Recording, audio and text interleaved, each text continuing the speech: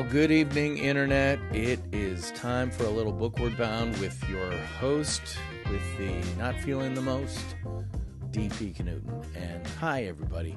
This is my trek, my ongoing quest to create a book within 301 days so that I'll have files ready for uploading to Kindle Direct Publishing on January 1st, 2021.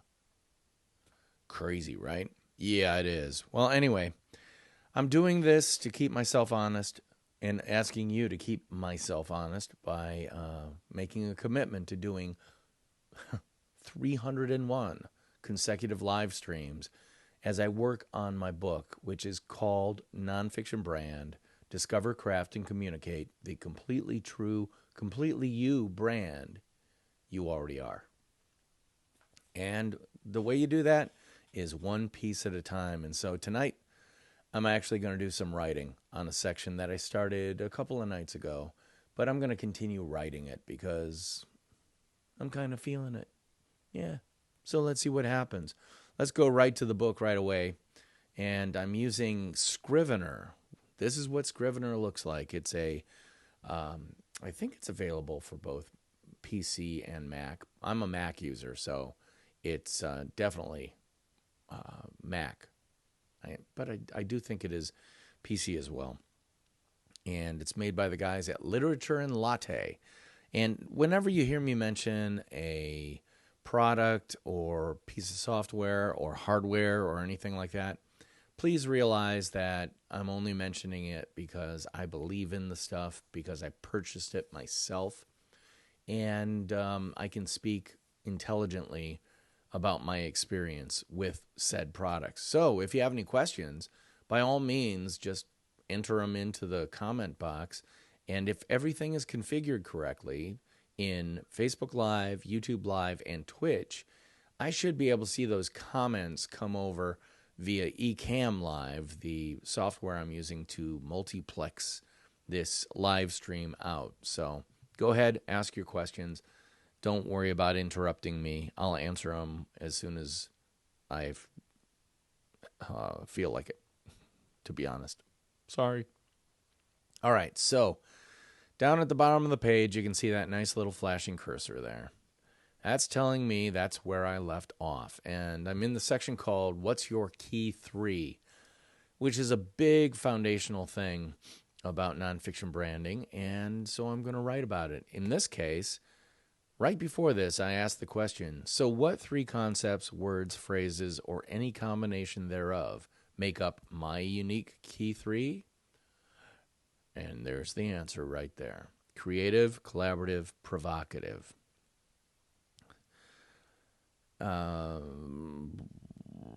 So, as I was, of course, I was seeking to find the first principle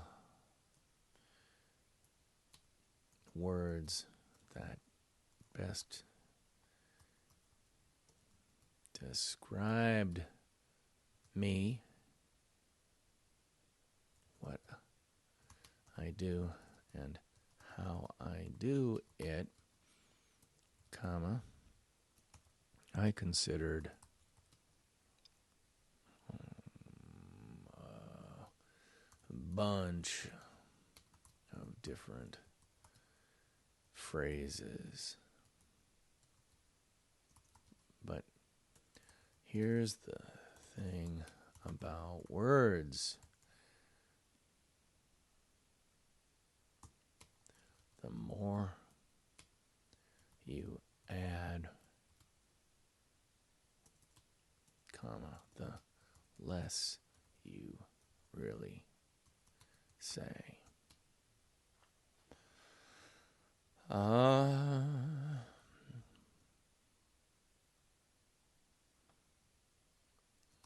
There's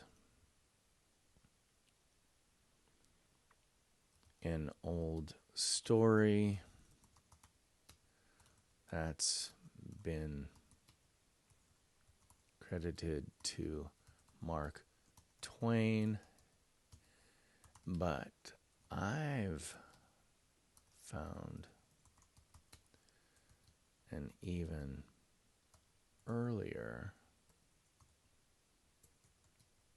I've found that is the internet.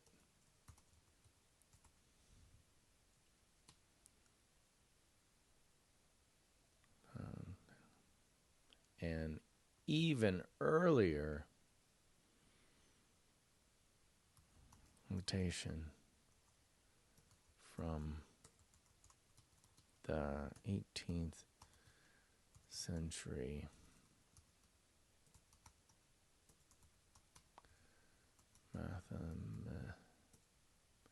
Mathematician? Yeah, sometimes I have to guess its spelling and then break down and look it up. Blaise Pascal. Blaise. Okay, now this is where I'm actually going to go. I think that's right. But I'm going to double check.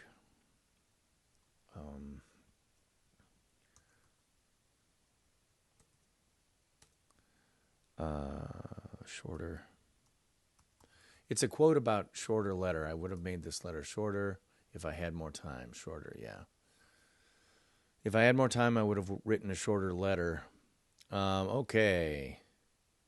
Quote investigator. Henry David Thoreau. Boom. This is why I do this.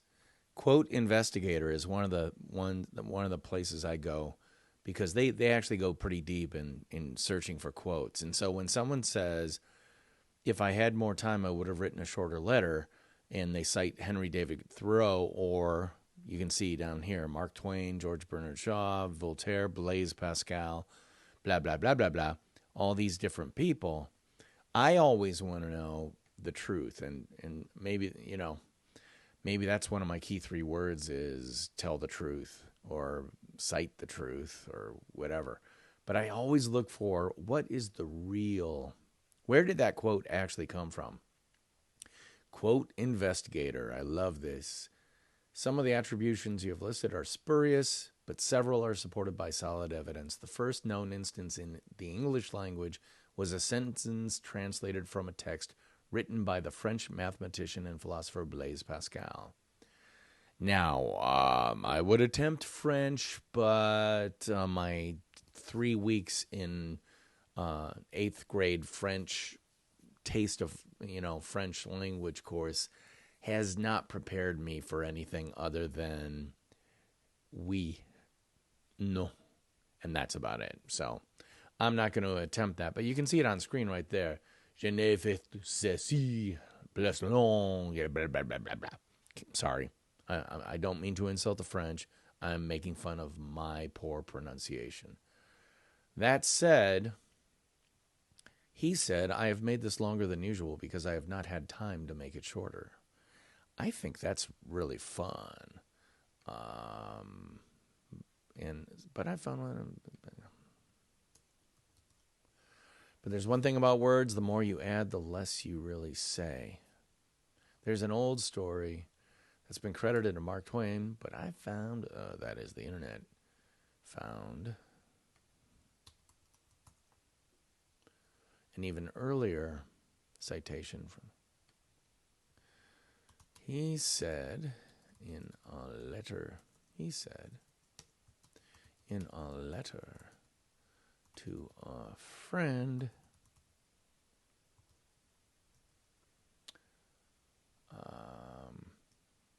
I have made this longer than usual because I have not had time to make it shorter.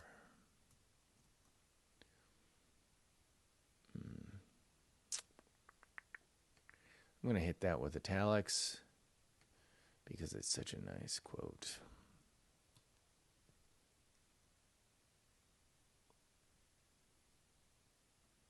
what, what he said inspired what I wrote.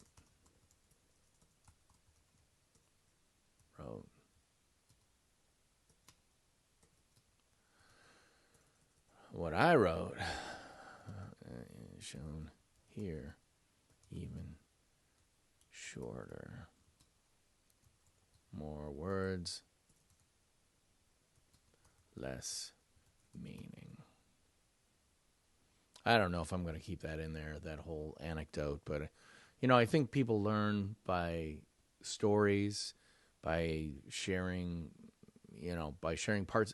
Here, I'm actually demonstrating who I am, what I do, and how I do it by the fact that I'm quoting a 18th century mathematician. Or actually, no, I'm sorry, 17th century. Yeah, look at that. In the year 1657. Oh, there you go. That's why having the internet around to be your fact checker, if you aren't going to hire one, is a really good thing. More, less meaning.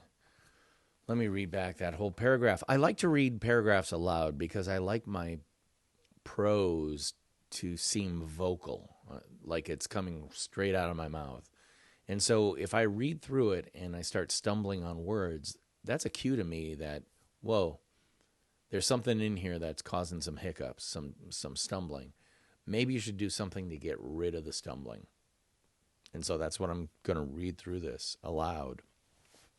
As I was seeking to find the first principal words that best described me, what I do, and how I do it, I considered a bunch of different phrases. But here's the thing about words. The more you add, the less you really say. There's an old story that's been credited to Mark Twain, but I've found, that is, the internet found, an even earlier citation from the 17th century mathematician Blaise Pascal. He said in a letter to a friend, "I have made this longer than usual because I have not had time to make it shorter." What he said inspired what I wrote. Shown here, even shorter, more words, less meaning. So, rather, I think I might break this, though, less you really say. You'll notice my paragraphs are kind of what I would consider internet short. Like, this one right here is a paragraph you'd expect to see in a print book. But these paragraphs, 2, possibly 3 sentences long, are more than enough for internet reading because just the way it's presented, you know, the internet is not a place for long run-on paragraphs, if you ask me. Certainly not my style of writing. And that's the whole thing. I'm doing my style of writing. Your style might be totally different, and that's cool. You do you. Well, I'm doing me. And me, I like to break it up so that people have multiple points of entry into the copy or into the writing so that they can dip in and out as they wish. This is not a novel where you have to see the flow from start to finish. It's a dive in for a couple pages, learn something, maybe start applying it immediately to your life. You know, that's the goal of my book. It's not sit down, read it 8 hours straight. I don't think I could do that. I'm certainly not going to ask you to do it. So anyway, broke up that paragraph. So rather than do what far too many companies do with things, their mission statements, keep adding words until no one has any objections, comma, I decided to make my key 3 as meaty and pungent. I love the word pungent because it just immediate and pungent as possible. 3 words. 3 first principle concepts. 1 hell of a key. 3. Let's dive into them for a second so you can understand better my thinking about them. Creative.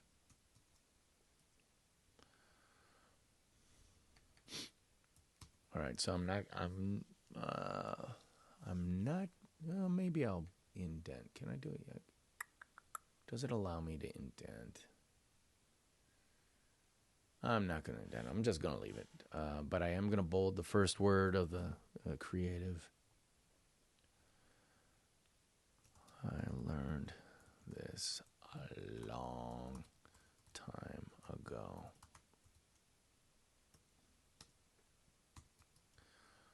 I am a terrible rule follower. Always have to know the why. The why.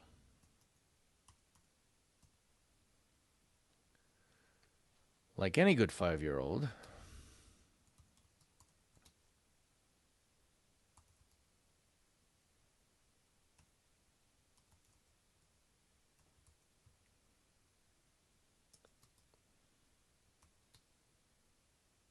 I always have to know the why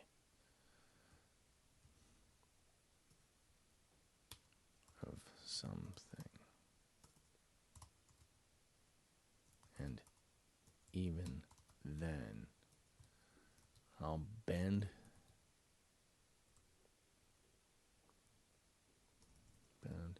massage.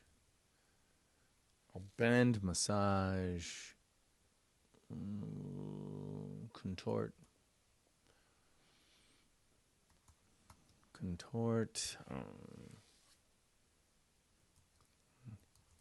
eventually, completely break the rules, because that's the way I am.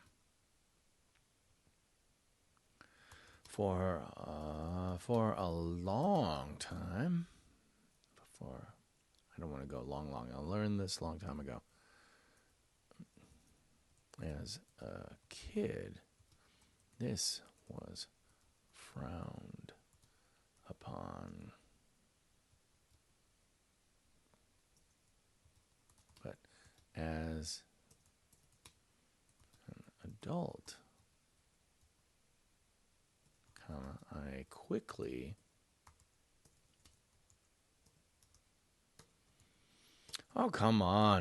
quickly learned that this modus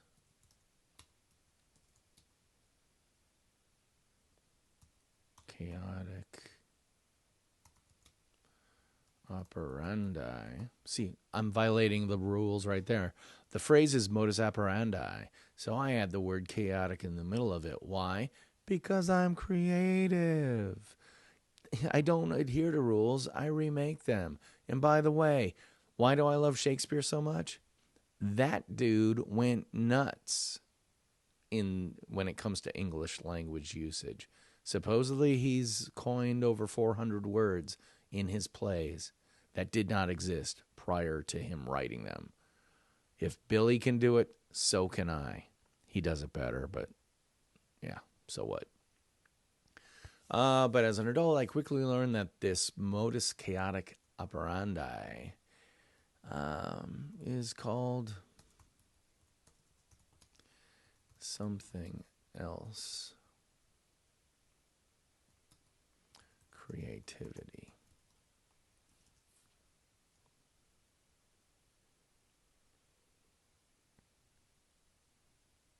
Creativity.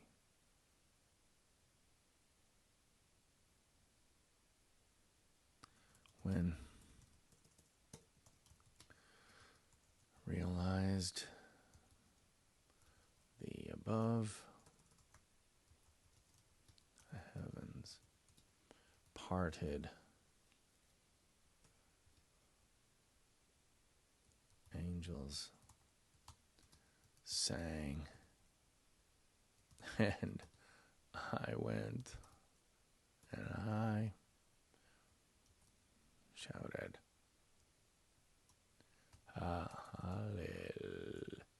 hallelujah, because I discovered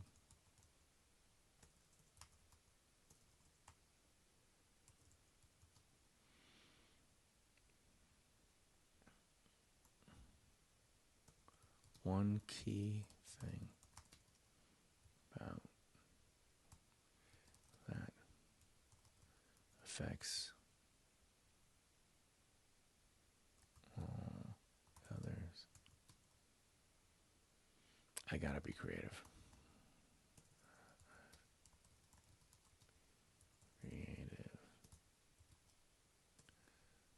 Or my sheer boredom will. I've got to be creative. Or, no, what do I want to say? I've got to be creative. I've got to be creative. Or die. Or die.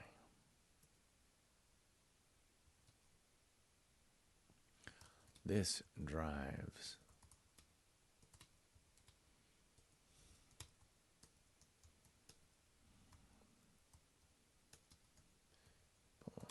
in my life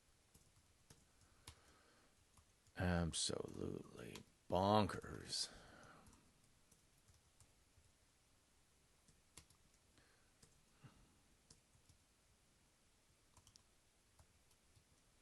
They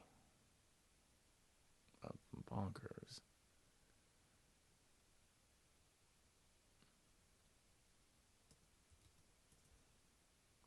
Some people in my life absolutely bonkers, and it's gotten me into trouble more than once, but it's also somewhat of a superpower for me.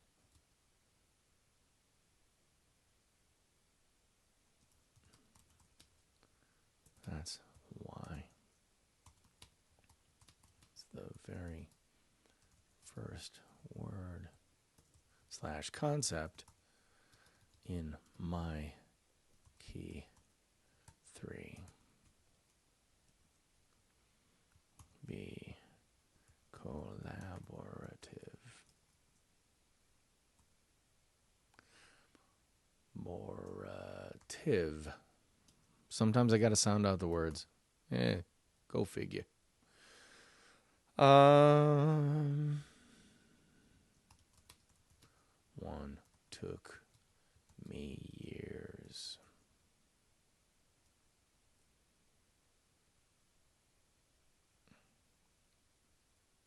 This one was even more elusive. taking and took at least a decade of professional as a decade as professional copy to figure out.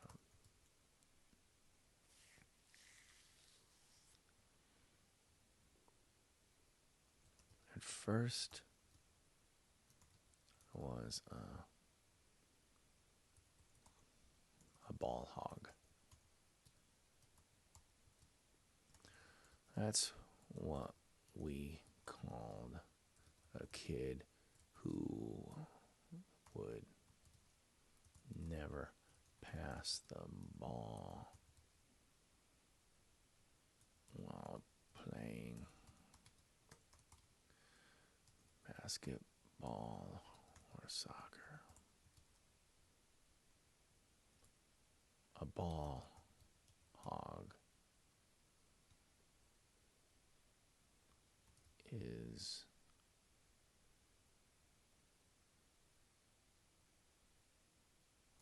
the antithesis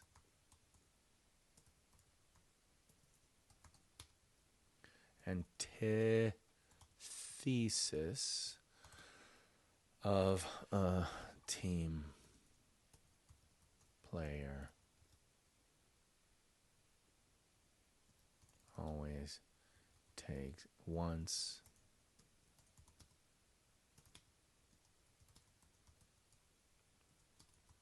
all the credit, insists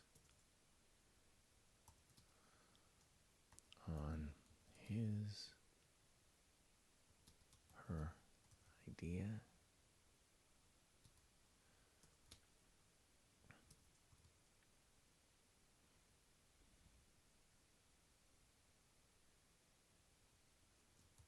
and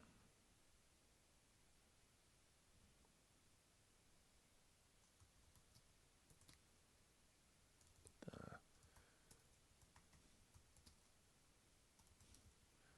work with feel like crap.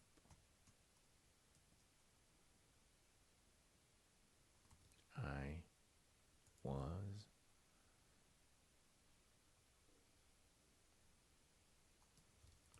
and on my worst days still I was. Occasionally am.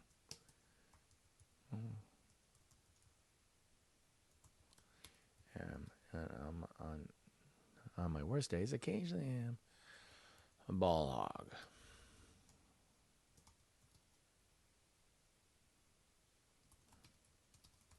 I climbed the creative department.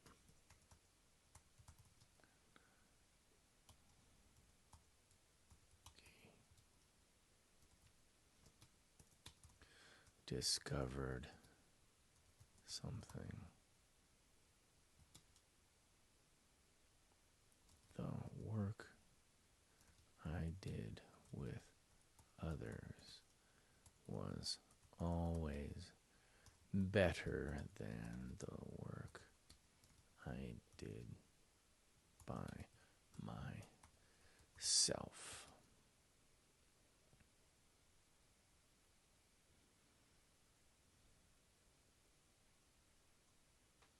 That's I decided. Embrace the word collaborative. All its many meanings.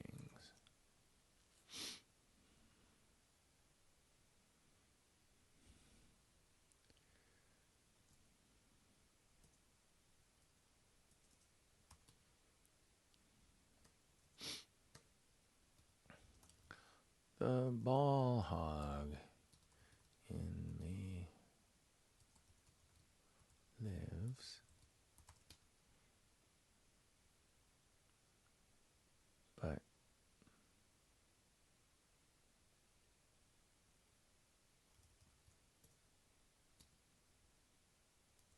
been gelded.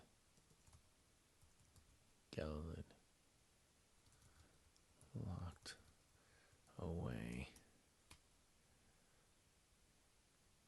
And locked away when working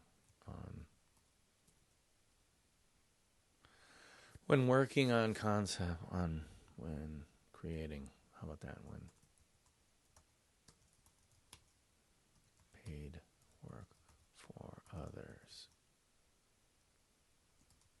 Why? Because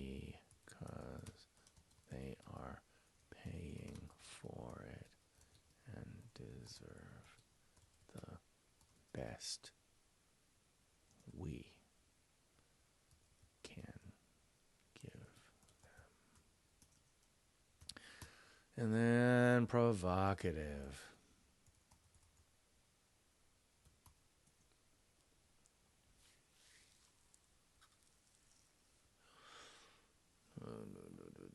Hold on a second. I want to turn on this light and see if it lightens up my face in the corner. Oh, yeah. That adds a little bit more. Makes me look a little bit less pallid, which is good. Okay, provocative.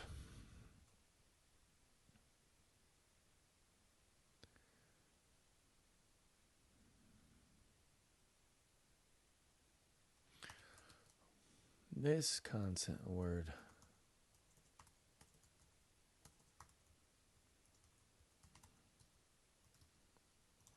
most unusual,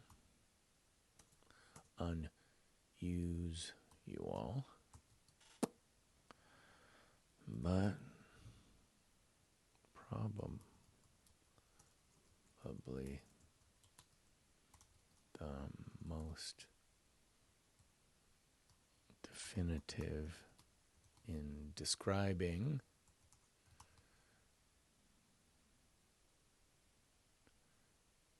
both my value to others and both my value and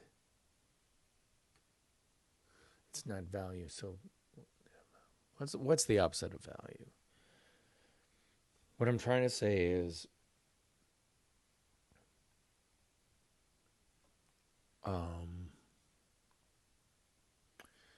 what I'm trying to say is both my value and dictionary, come to my aid. Again, I'm looking up the dictionary app that comes with every Apple Mac. Value. If I look up value in this thesaurus, sometimes it'll have antonyms in there. Value, conduct, price, noun, informal mileage. No, that doesn't help me out. Both my value and best value. How about best value and worst?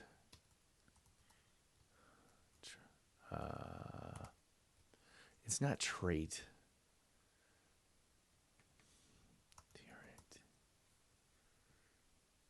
Characteristic. Attribute.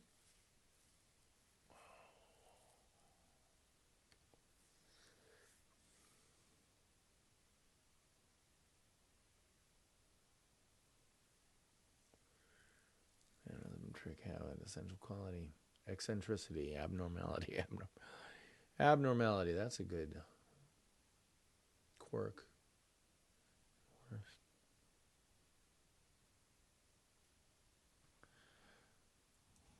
Quality. I'm going to say quality. Worst quality. For some. I typically describe it this way.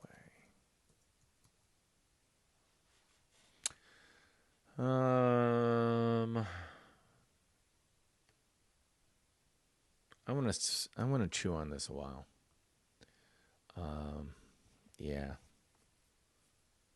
I like where I'm heading with this, but I know I'm not going to get there right now. I need to sleep on it. So that's okay. That's a huge tip for you. Sorry. I want to get to the right one. Huge tip for you is don't force it when writing. Never, ever force it, because you'll just find yourself beating yourself up and draining your creative energy. And sometimes you have to push through a little bit, but since I've got 280 days left, I think this is episode 20 of BOOKWARD BOUND, meaning I have 301, 280 days of this left. I don't need to force it tonight, so I'm not going to. And I advise you not to as well. So what am I going to do right now? I'm going to leave it where it is. I'm going to let that cursor flash like this for a while as I let my subconscious chew on everything I'm thinking about in order to write this tomorrow. Hold on. Oh, bless me. But that's the way you get a book done. You know, my working metaphor is, the Greek myth of Sisyphus, the guy who was doomed for eternity to have to roll a stone up a hill and then have it just roll back down again. Well, that's what writing a book is. It's rolling that stone up and letting it roll down. Half the time it rolls right over you. Well, I'm here to tell you that the only way, the book is that big globe of a rock, that big sphere of a rock. The only way to get it done is to chip off parts of it. Take that chip, walk it up the hill, and put it up there. Because to get that sphere up the hill, the way to do it is to chip off a piece of it. And some days it might be a big piece. But for me, it's a ton of tiny little pieces. Some days it's the size of a grain of rice. And other days it might be a small pebble. But it is rarely a big rock, because that's not the way I work, unfortunately. Other writers can sit down and write for hours and hours and hours at a time. I don't. And I'm okay with that, because there is no single right way to do this. I don't care who you are. There is no single way to create a book, to write a book, to design a book, to format a book for use self-publishing on Amazon Kindle Direct Publishing. There are a lot of tips, there are a lot of tricks, and there are a lot of things to avoid, but there is no single right way. So don't beat yourself up if you are going, I just don't feel like writing tonight. I only wrote 500 words, to which I'd say 500 words? That's a really good day. 50 good words are better than 500 bad or weak words. So don't beat yourself up, but hit the pad, hit the keyboard, hit the screen every single day as you chip off a piece of that rock and walk it on up the hill. That's what I'm doing, and that's why I'm signing off tonight. I'm DP Knudten for the Nonfiction Brand podcast, which comes out every Monday, so check that out. Episode 83 just dropped yesterday. And also Nonfiction Brandversity, the free Facebook group that is dedicated to people who want to build, create, nurture, and grow their personal brands and their small business brands, which are the same thing, if you ask me. And you can join simply by searching Nonfiction Brandversity on Facebook, answer 3 questions to prove you're not a bot, and you are in. And join us there.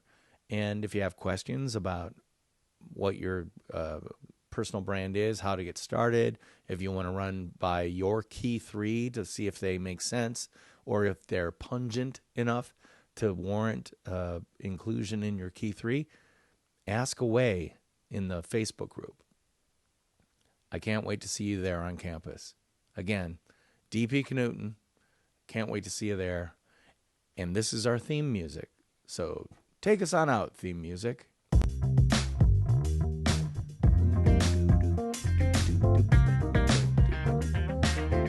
I'll see you tomorrow. Bye-bye.